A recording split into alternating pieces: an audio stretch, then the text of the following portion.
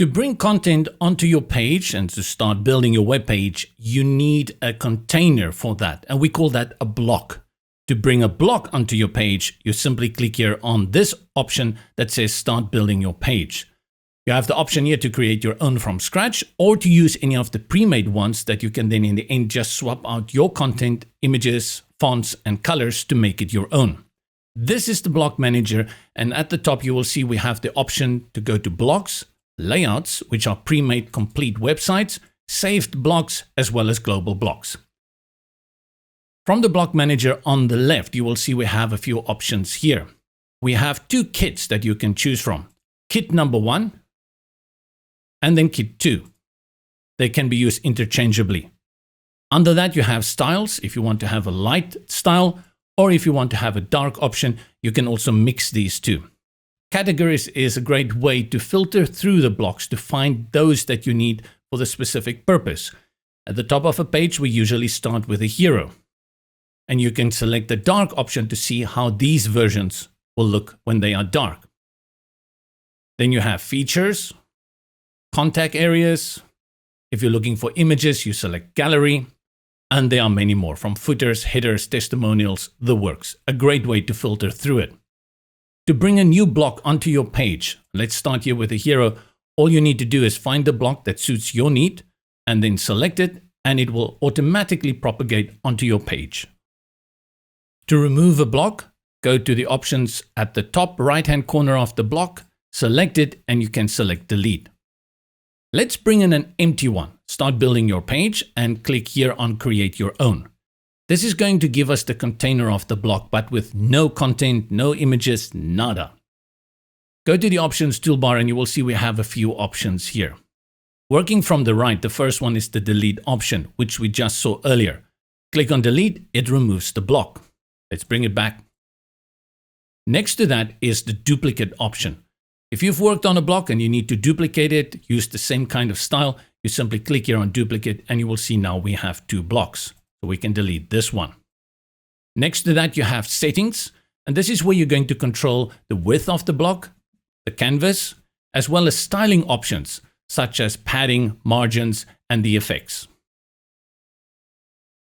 Right next to that is the save block function.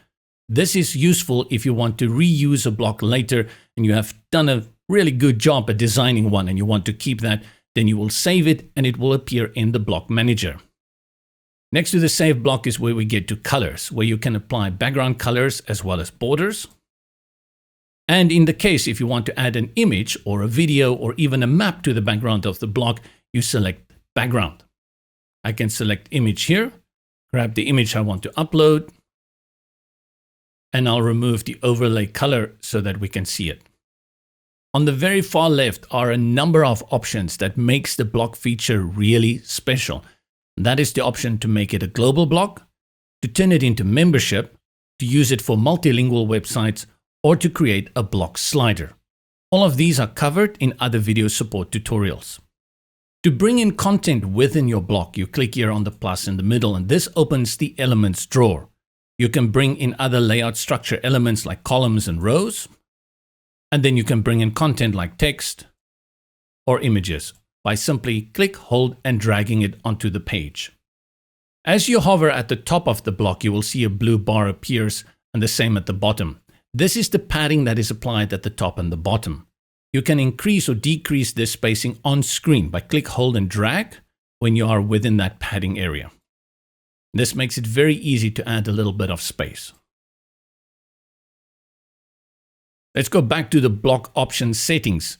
And you will see we have the option as boxed or full.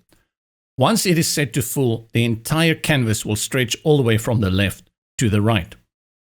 If you put it on boxed, you also have the control to decrease the canvas area in the middle in percentage values.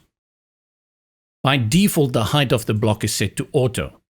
If you want to have custom control over that, you put it to custom and then control it in pixels, or you can put it in percentage.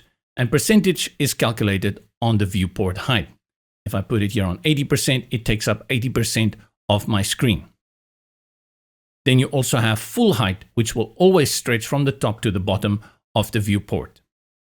Content allows you to take what's inside the block and space it to the top, to the middle, or to the bottom. In most cases, you probably want to leave it to the center. Let's go back and put it on auto. And whenever it is on auto, as I drag in new elements, it will create more space at the top and the bottom to accommodate the new elements that appear on the page. A cool feature within blocks is block dividers. Access that through the options, settings, and styling, and you will find the dividers here in the sidebar on the right. You can select from quite a number. Let's change this color to white. And you can see now we have the power to add this kind of divider at the top. We have many kinds of dividers that you can choose from. Find something that is suitable for your website. Switch to the bottom. Let's add another one here at the bottom. And let's change out that color as well.